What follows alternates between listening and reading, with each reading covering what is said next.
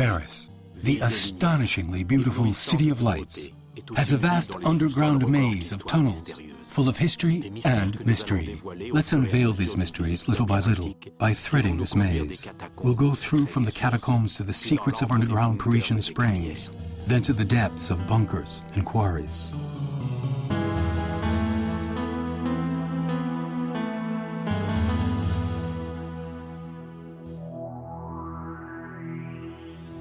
Let's start our journey in the 14th district, or arrondissement, where we'll discover one of the world's most famous ossuaries.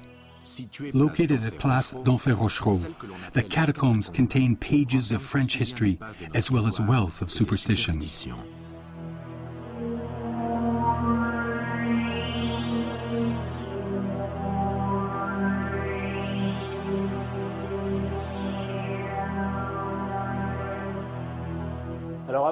Before reaching the ossuary itself, visitors have to walk through underground galleries like this one, where you can read an engraved sign saying Avenue de Montserrat. All the underpasses before and after the ossuary are easement galleries created by the Quarry Inspection Authority at the end of the 18th century, around 1777.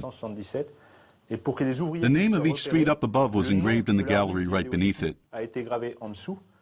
This Avenue de Montserrat still exists, although it now bears the name Avenue René Coty.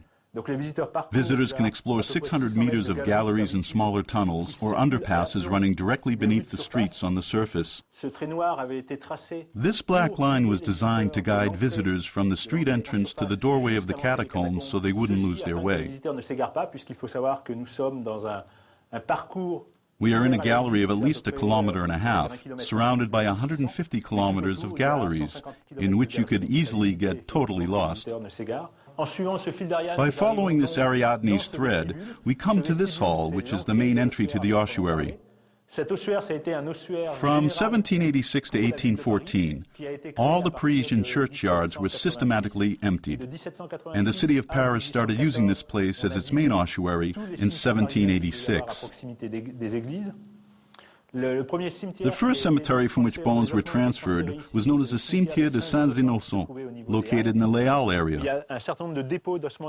This means that many bone deposits in the catacombs come from the Cimetière de Saint-Innocent because people had been buried there from the origins of Paris until the 18th century. Parisians were being buried in the Cimetière de Saint-Innocent for around 2,000 years, and it is estimated that at least 2 million people were buried there.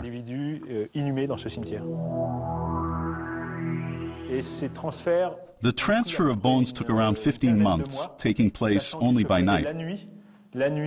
Each night the bones were loaded onto black draped carts. The procession was followed by priests singing the Office for the Dead, and the bones were brought to a ventilation well, which was located in Avenue de Montserrat. Try to picture a chain hanging in the middle of that ventilation well, because the cartloads were emptied one by one, and the bones sometimes got tangled up and stuck in the well. The man working down at the bottom of the well had to shake the chain to get the bones down. This was certainly a dangerous job, especially when the bones started falling in all at once. 6 million bones came through this shaft into the Parisian catacombs. That's a lot of people, adding up to 3 times the population of today's Paris. These were then stored and gathered together by origin, and we'll be seeing how they were stacked up and arranged in the galleries. Backfilling, known as agges, were made with the long bones such as thigh bones, shin bones, and calf bones. 3 stories of skull friezes were used to ornate each agge, and all the other bones of the skeleton were thrown behind, such as the shoulder blades, broken, and smaller bones.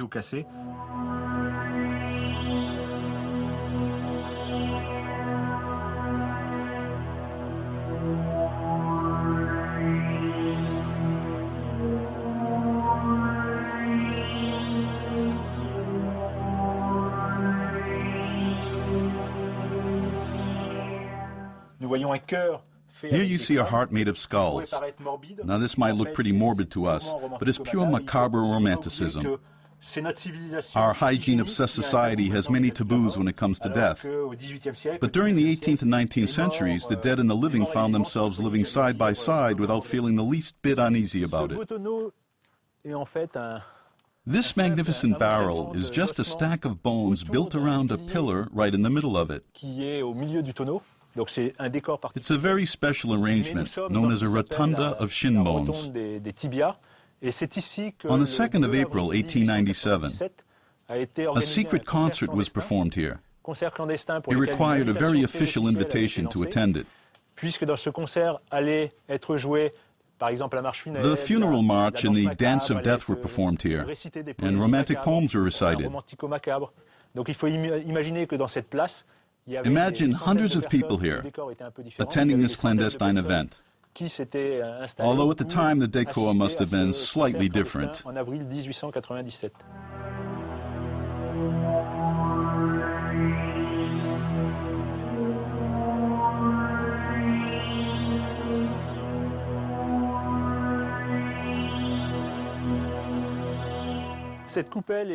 This large lamp is one of the oldest monuments built in what was to become the ossuary, and a fire was constantly kept burning in it.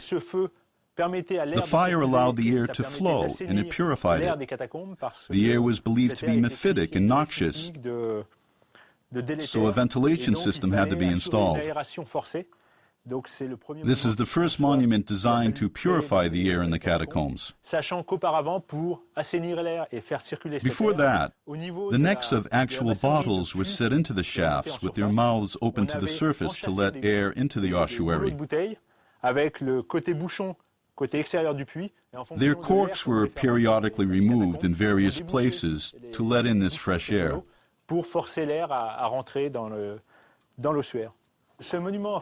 This monument in the shape of an altar is much more than it seems. Most of the monuments in the ossuary are actually stoneworks built up to reinforce the quarry ceilings. This altar was carved using the original stone base, and then it was used to say Mass in the catacombs. These Masses took place on All Souls' Day, the day after All Saints' Day, and they were celebrated until around 1975 or 1976, which explains the presence of these seats for the altar boys. Throughout the ossuary, you'll notice two types of engravings, such as this one, indicating the origin of the bones that were placed here. In this case, they come from the Saint-Nicolas-des-Champs cemetery, and were brought here in September 1859. The second type of engraved tablets are those with literary, secular, religious mottos, reminding us of the frailness of human life on earth. They were what we are, dust, toys of the wind, frail like men, weak as nothingness.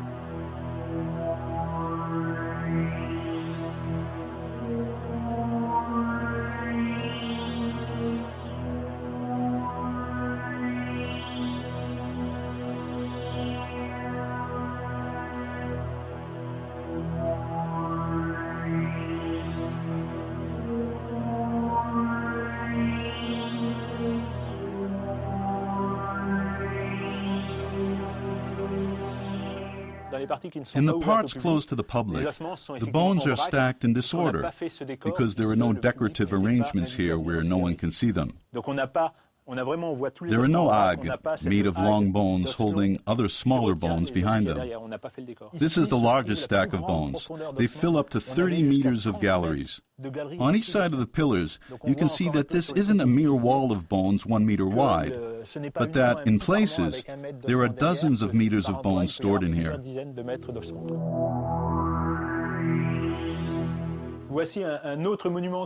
Here is another monument which, somewhat like the previous altar, is a mass of rock shaped like a sarcophagus with an engraved citation of the poet Gilbert.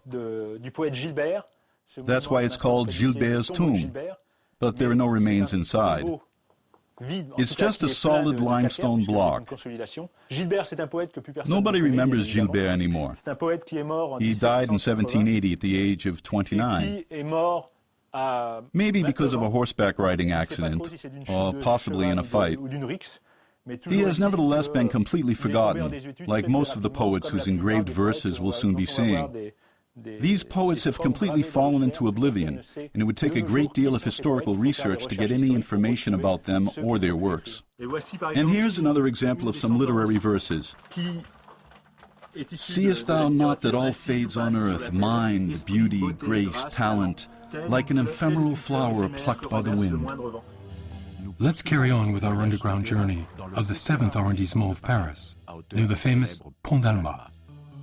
Next stop, the sewers of Paris.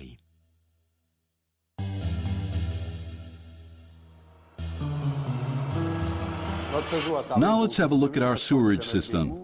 There are 2,400 kilometers of active sewers that people can visit. The network's distinctive feature is the fact that the sewers are gravitational and combined. We say they're combined because the system collects rainwater as well as all domestic wastewater. The network is big enough to shelter all kinds of pipes. This gallery serves as a technical room.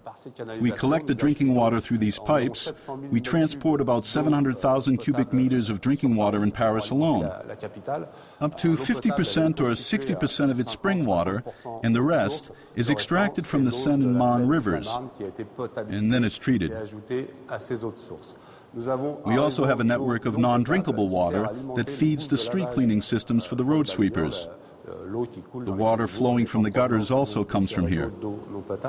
This water is also used for an automatic cleaning system in the sewers. Here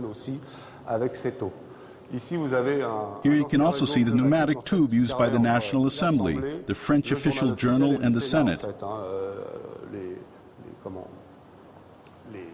After their deliberations, politicians used to send messages in something like small rockets through these tubes. Legislative texts were therefore sent directly to be printed by the official journal. It ceased in 2003, and now the messaging system is secure. Optical cables have recently been installed.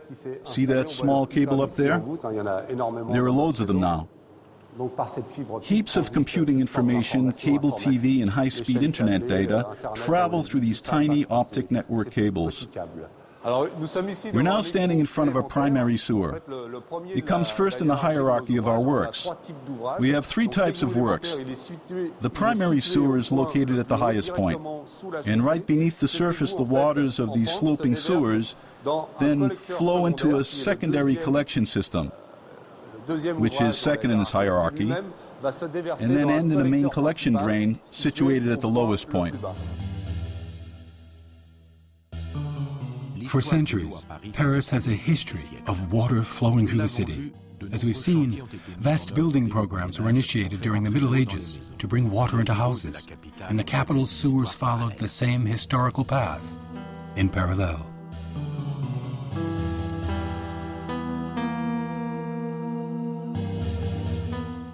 There are many things the Romans taught us. Unfortunately, this know-how wasn't maintained by the kings of France and got lost to such an extent that at the beginning of the 19th century, the situation in France was a complete disaster. Emperor Napoleon III decided to react strongly and asked Prefect Haussmann to clean the city. The prefect chose the brilliant engineer Eugène Belgrand, who already had distinguished himself when he was the prefect in Lyon. Belgrand had also designed a very sophisticated and quite modern network in the town of Avalon. So it was only natural that Haussmann would call this genius to improve the sewerage network in the city of Paris. Before Belgrand's modernization program, there were, all in all, only 26 kilometers of sewers at the beginning of the 19th century.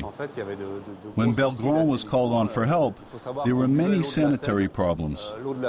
People drank polluted water straight from the Seine River. Wastewater was directly poured into the streets and discharged into the Seine. People were practically drinking their own excrement. Every other decade there were dreadful epidemics of plague and cholera, and between 10,000 or maybe 20,000 people died each time. Eugène Belgrand was appointed Director of Water and Sewers of Paris in 1854.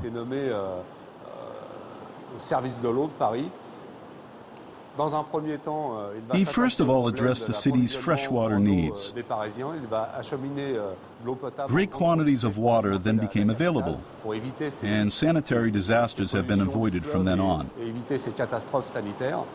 He then dealt with the sanitization problem and designed a very ambitious network for the time.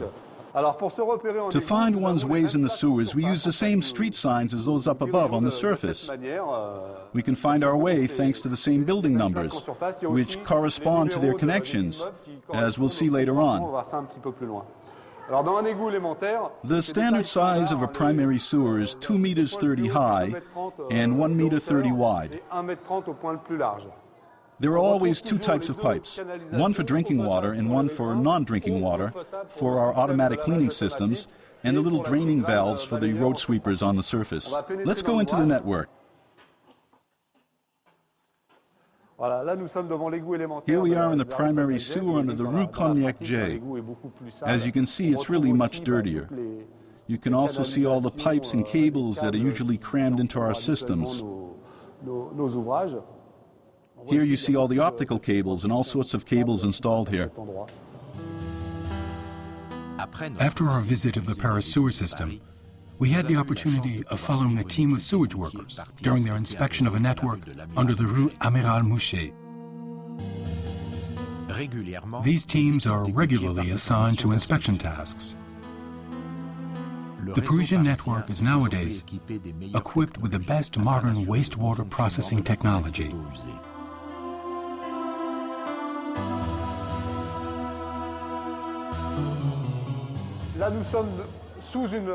We're standing in front of a sewer drain with its traditional opening. Rainwater and all sorts of litter coming from the streets wind up coming through here. That's why the sewer system needs constant maintenance.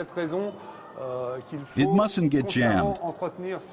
Otherwise, it may cause problems in the street, especially because of pools of water that could cause cars to skid and run into each other. Also, shops giving onto the street could be flooded. There are 18,000 sewer drains in Paris, all on street corners and crossroads. Our main task as sewage workers is to keep the works constantly clean. A badly maintained sewer network will very quickly sand up. Sand and grit from streets and parks always ends up here. To clean the sewers, Belleville had very few solutions. He had no electricity and no heat-producing engines of any kind because of the danger of asphyxiation in the tunnels. He got the idea of using the huge amount of wastewater in the sewers and designed devices like these mobile dams. This part, called an ailette, is opened in the morning, and the wastewater raises the water surface so that all the domestic wastewater is drained off this way.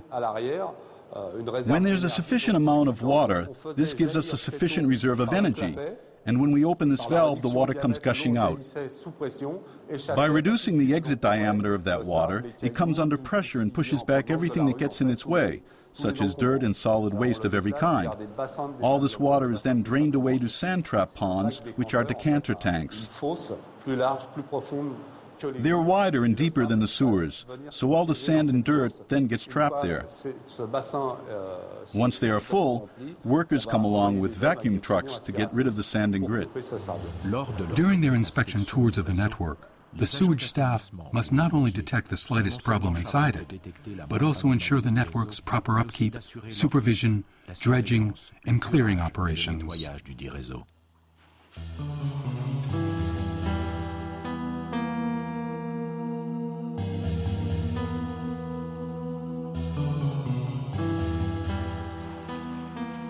As our expert just explained to you, working in the sewers is very trying and also very dangerous work.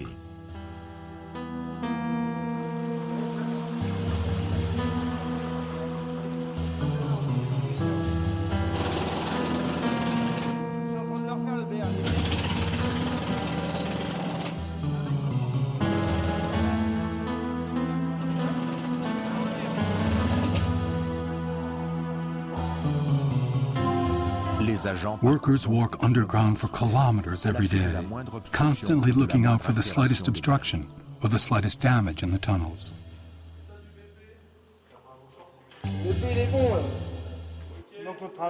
Our job is to pass on all the information to our boss.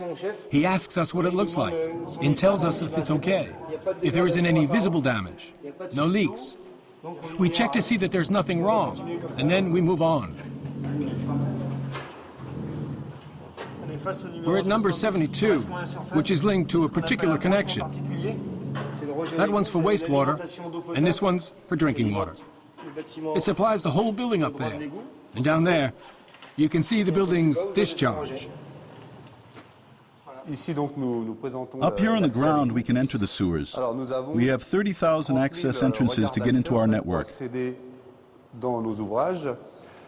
For safety reasons, there's one every 50 meters to let us clear out quickly in case of an emergency. There are many kinds of dangers, such as the presence of toxic gases, and we're protected by this little device.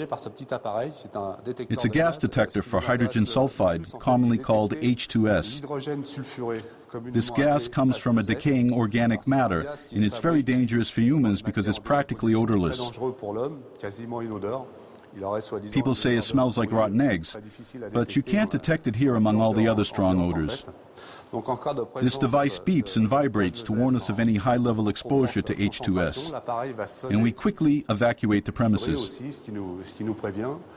After a violent storm and in the vast parts of the network, there are risks of being washed away. Sewage workers never go down alone without leaving a co-worker up here at the surface, and he's generally an older, more experienced one. Walkie-talkies are useless down there, and so are mobile phones. It's no use trying to call us when we're at work. The only way to reach us is by using a hatch hammer like this. We knock on the cast iron hatch, and you can hear the sound in the sewers. This is how we communicate. We've got a kind of code language. If you knock twice, it means the worker at the surface needs a break. Say to go to the toilet. If you knock 3 times, that's because somebody needs to see the team leader. And if you knock without stopping, that's the danger signal, and everybody clears out right away and evacuates the sewer.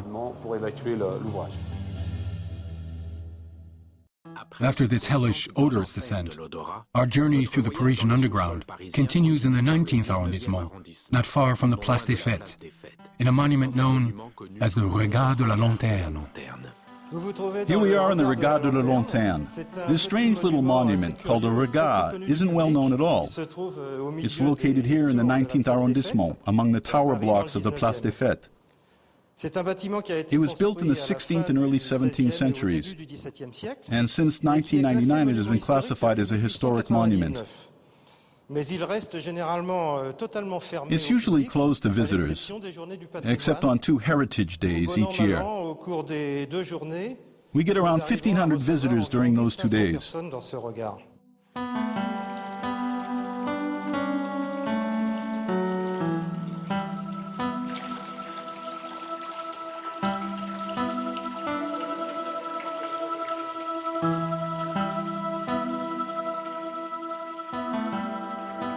The Belleville aqueduct was one of the 4 or 5 former underground collector networks located on the hills of Belleville, on the northwest part of the vast Romanville plateaus.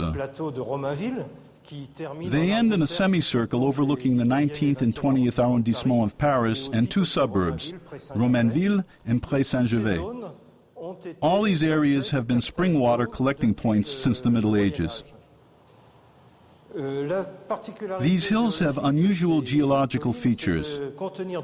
They contain 2 impermeable underground layers, including in the upper part a layer called manaruite and a deeper stratum of green clay below.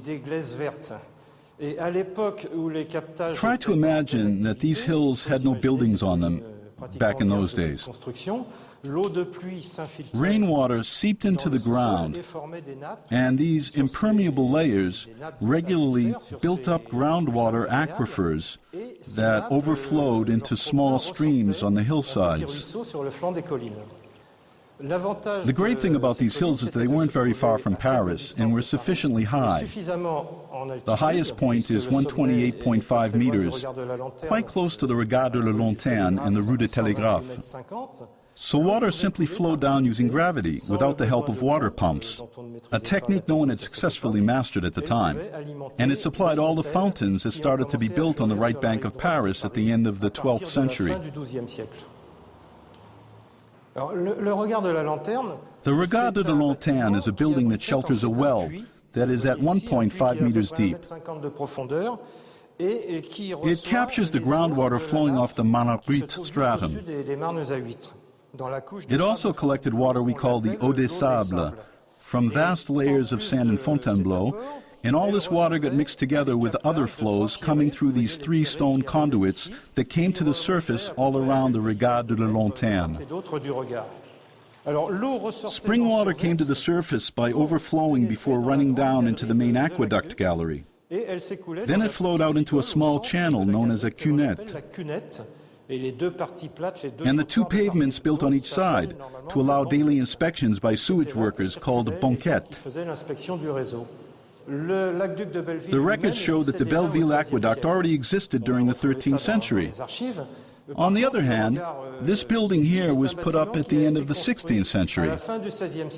As you can see from this inauguration plaque, which was installed in 1613, it says that building work on it started in 1583 and ended in 1613. It's hard for us to imagine just how difficult was the work these men did. They took turns working underground for decades to provide water to a population that lived in very poor sanitary conditions at the time.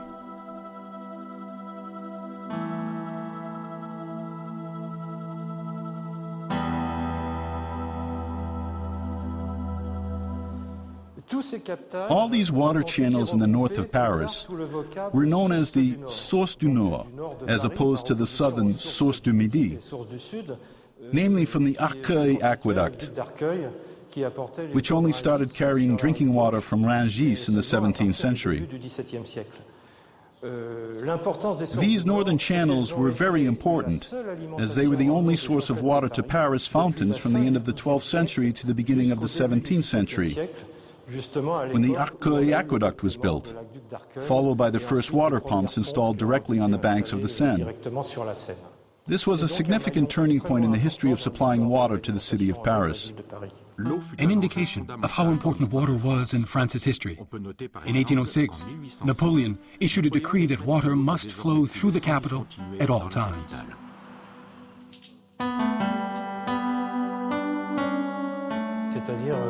When people see the arches over a river or valley at Arcueil, they tend to think that the underground part of this aqueduct isn't part of it anymore.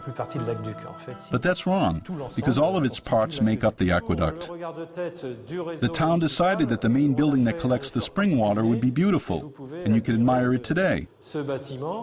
In those days, it was out in the middle of the countryside and kept carefully locked.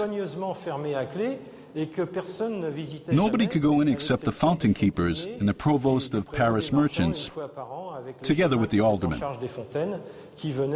They were all in charge of the network of water supplies for the fountains of Paris, and they inspected it once a year. The dome over this regard is topped by a small architectural flourish we call a lanternon, or lantern, and that's why it's known as the Regard de la Lanterne. This lanternon was first designed to allow daylight and fresh air in sufficient quantities to enter these buildings to purify the waters that pass through them.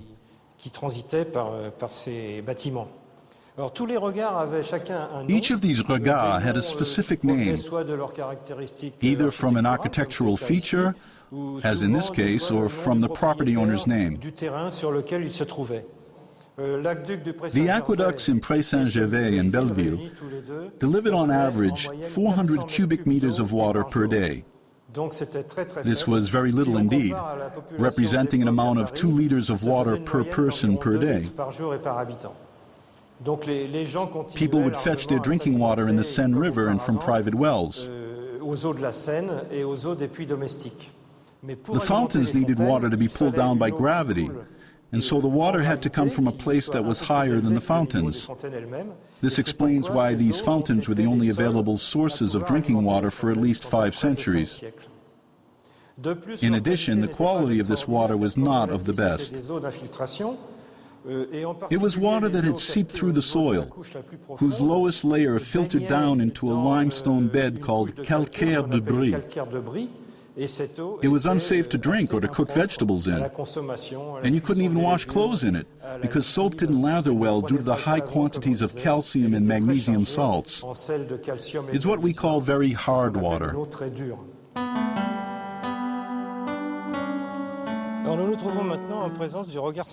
This is the Regard Saint-Martin. The monks in the Saint-Martin-des-Champs and Saint-Lazare abbeys drained spring water from the hills in Pré Saint-Gervais at the end of the 12th century to supply their abbeys.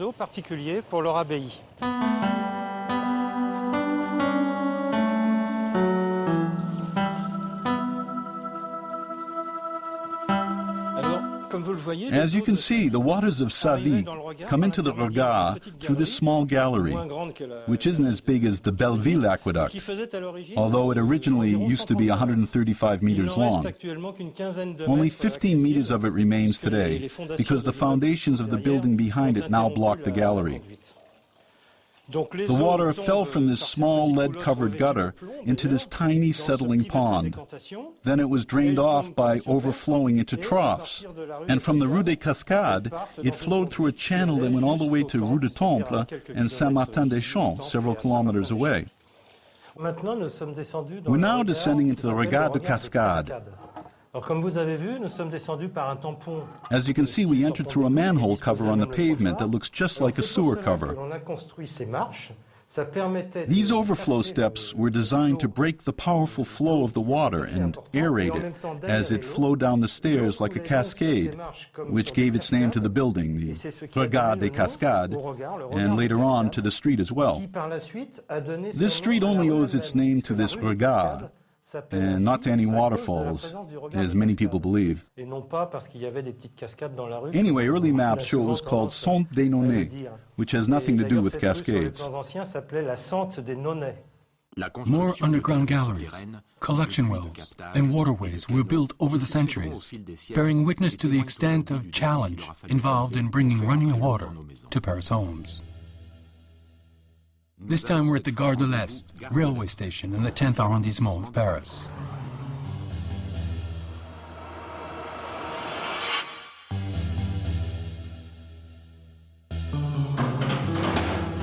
The bowels of Paris is home to a startling piece of French history, the Gare de l'Est bunker.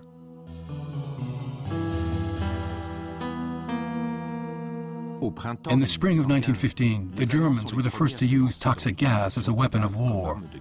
The consequences were disastrous and left such a long-lasting impression in the minds of French soldiers that the government decided to take steps against it in case of a mass gas attack on the city.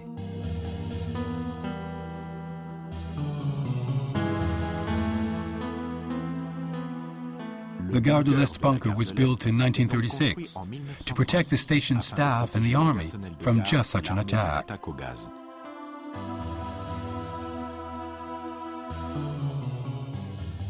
This train management chart shows that even during the Second World War, the bunker and the railway station were operating normally.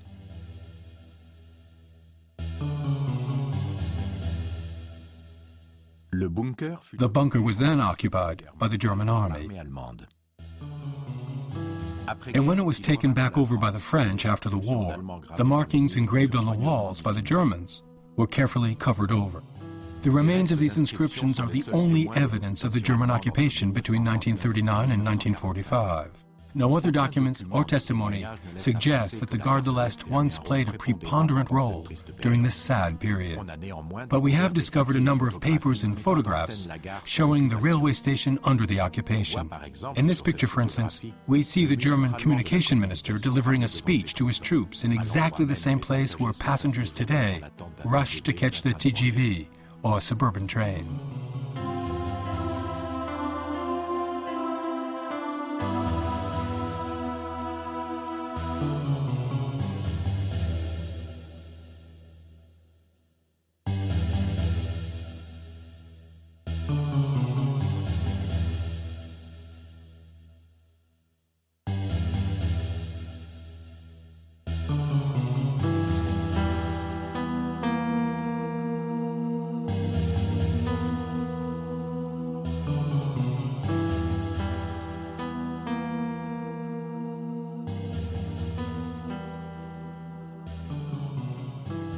Here is a document drawn up on February 8, 1943. It was found one morning during a commemoration ceremony.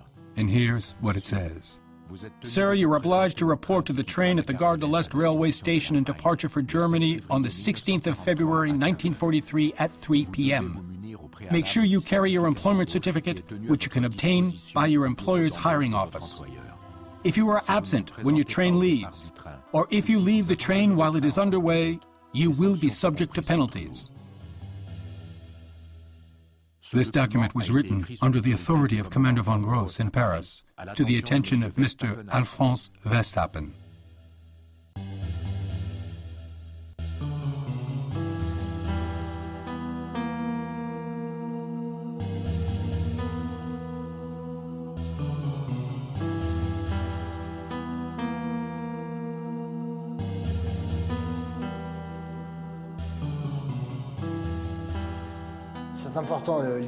History is important in how people must have experienced it too. That's what I try to do as a spokesman. I try to find any information that helps us to find out exactly what happened here. People should stop concentrating on the thought that the deportation trains left from here. It's really sad for those of us who actually work here to hear comments about that. On the other hand, the deportees came back through here. We've got pictures of them accompanied by the Red Cross, and that was a moment of great happiness for them. We feel much more honorable about being involved in that kind of historical event. Dans le hall de la Gare de l'Est à Paris, en présence de personnalités du gouvernement, des syndicats de la Fédération nationale des cheminots et du directeur général de la SNCF, a lieu une manifestation à la mémoire des victimes de la guerre. Dans un silence recueilli, la première plaque voilée de tricolore est découverte. Elle rappelle le départ forcé des martyrs de la déportation allemande.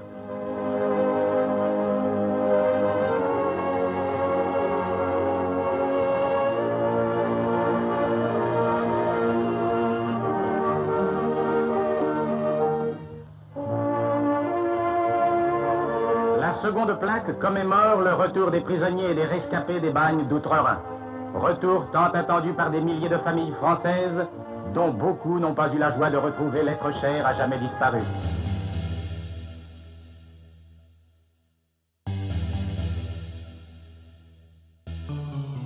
In a bunker, there is no physical contact with the outside world. This building could be compared to a submarine.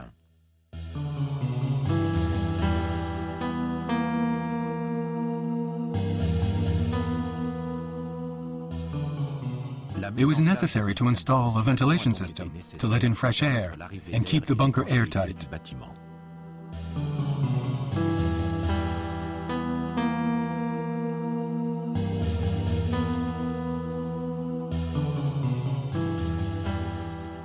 It is based on a closed cycle system activated by bicycles, which provide the energy to operate the ventilation using a CO2 absorber.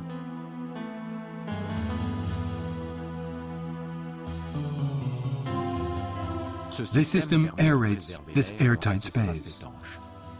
These are the original bikes, and they still could be used if the automatic ventilation system were to break down.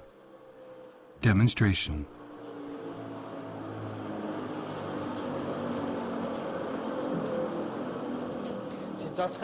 This is really good exercise.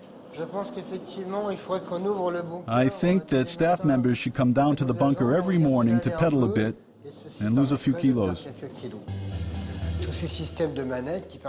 All these rows of levers you see here opened and closed the valves that made it possible to keep the bunker airtight.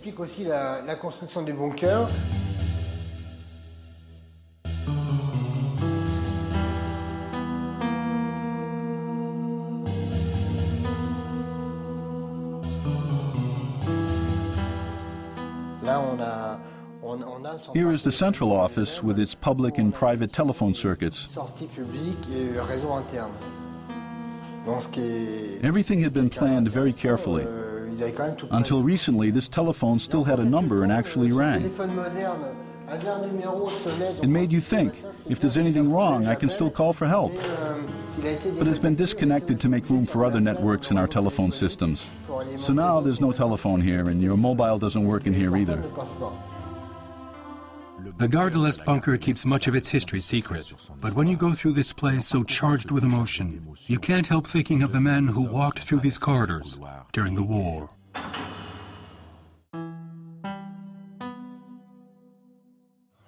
Our journey ends in the 14th arrondissement, under the Cochin Hospital.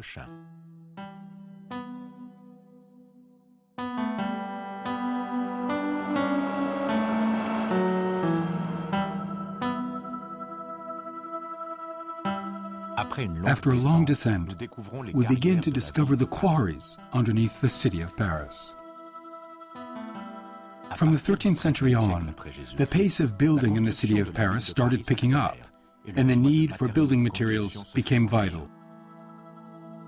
It was decided to make greater use of the abundant sandstone lying under the city.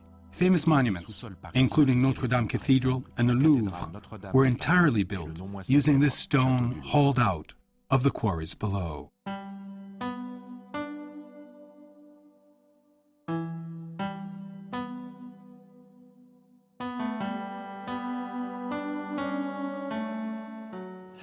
This quarry lies directly underneath today's Cochin Hospital, but the land above it was occupied by Capuchin monks starting in the 17th century. And that's the reason for this mannequin representing one of those monks who lived up above. When they came to live here, the Capuchin friars discovered the quarries right under their feet. And in the 17th century, they built a few small foundations with dry stones. When the Paris Quarry Department was created in the late 18th century, it of course absorbed the entire area as well as all the quarries throughout the city. It put up engraved plaques that enable us to date these galleries. This one, for instance, says, "Service well in the first courtyard of the Capuchin." A service well is an opening designed for the quarry inspectors to use. It enables you to know where you are relative to the surface. These openings were very important, and in letters written by Charles Axel Guillemot, for example, we find orders to bring soil to fill the quarry, or to get stone to repair foundations from the base of the service well in the Capuchin courtyard. This system directed the quarry workers to the right service well, where they would find the materials they needed. A number, an initial, a year. The number is the serial number of each pillar. For instance, this stone comes from the 21st pillar constructed under Lorieus's Inspectorat in 1853. We can see the letter L. This one was made under the French Revolution. We can make out 14B4R. It's a reference to the Republican calendar system which started in 1792. So this stone was carved from the 14th pillar under the Bral Inspectorat during the Fourth Republic.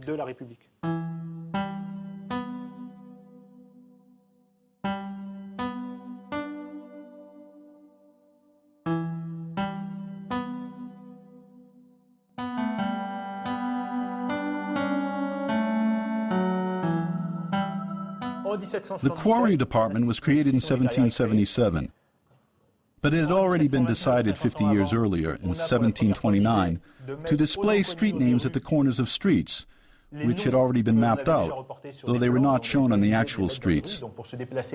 People used to have to ask their way from strangers to get to any given street because there were simply no street signs. It was in 1779 that the first street names were shown on the corners of houses. The numbering system used is known as the backlash principle. On one side of a street, you started with numbers 1, 2, 3, 4, 5, without separating odd and even numbers. Then, at the end of one side, say you reached number 11 or 12, you just crossed the street to get to numbers 13, 14, and you went back down the street in the other direction. The highest street number was opposite the smallest one. But this backlash system was set up under the monarchy, and in 1791 it was decided to abolish anything that had dated back to the old regime.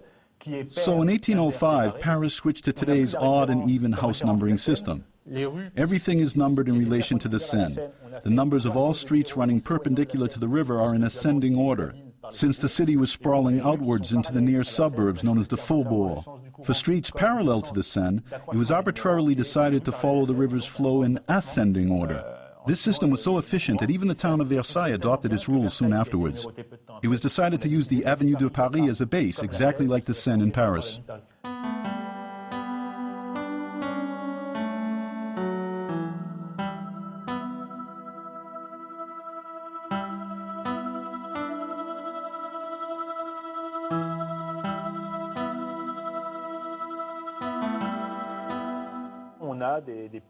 We can see little drawings like this one of a bird holding an olive branch in its beak. The key point is that the beak is pointing towards a well, and birds were traditionally drawn to show the workers not the way to freedom, but towards the surface, where they could get a rest after harsh and painstaking days of work. But all these galleries were actually very dark, unlike what you see here. They had to use candlelight, giving only a small halo of light. Quarry workers hardly ever saw daylight at all, especially in winter, because they went down and came out of the tunnels entirely in the dark. Abbé Denis Cochin noticed that whenever a quarry worker had an accident, he had to be carried to the Hôpital Dieu, a kilometer from here. That was too far, and some of them didn't make it. Then he got the idea of buying 3 houses with their plots of land from the Capuchins. He had the Cochin Hospital built on that land. Construction took until 1782, the year of the future Cochin Hospital's consolidation. Here we see 1781. The hospital was inaugurated in 1782. Abbé Cochin outlived his work for only a year. He died in 1783. Here are some other very interesting historical engravings. Rue de la Bourbe, Côté du Nord, meaning under the northern pavement of the Rue de la Bourbe, that later became the Boulevard de Port-Royal. And we can see the number 263. We're on the same side as number 270, and here's a miraculously spared fleur-de-lis emblem. But even if you darkened the scraped-off engraving, you wouldn't actually see a fleur-de-lis. This one is part of the 150 fleur-de-lis damaged during the French Revolution after a 1793 decree calling for all such seditious royal symbols to be destroyed. There are other engraved signs down here that remind us of the long-disappeared streets like this Rue des Capucins under the south pavement. It got covered over by the Cochin Hospital and has therefore completely disappeared above ground. Here's something interesting. We've got what we call a topographical lining of 18th century Paris. For instance, here we see Rue de Seine Côté Rue du Midi.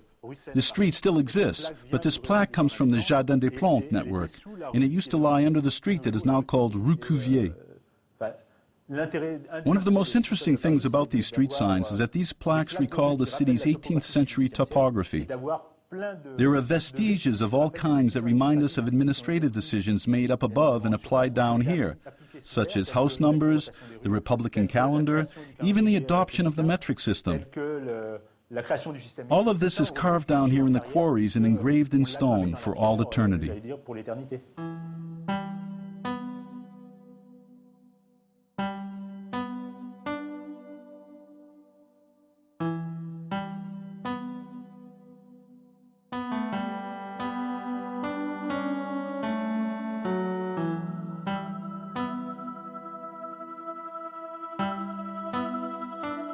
Well, our visit to the Paris Underground ends here. Now follow me, and let's go back to the surface, leading behind us all the mysteries of Paris.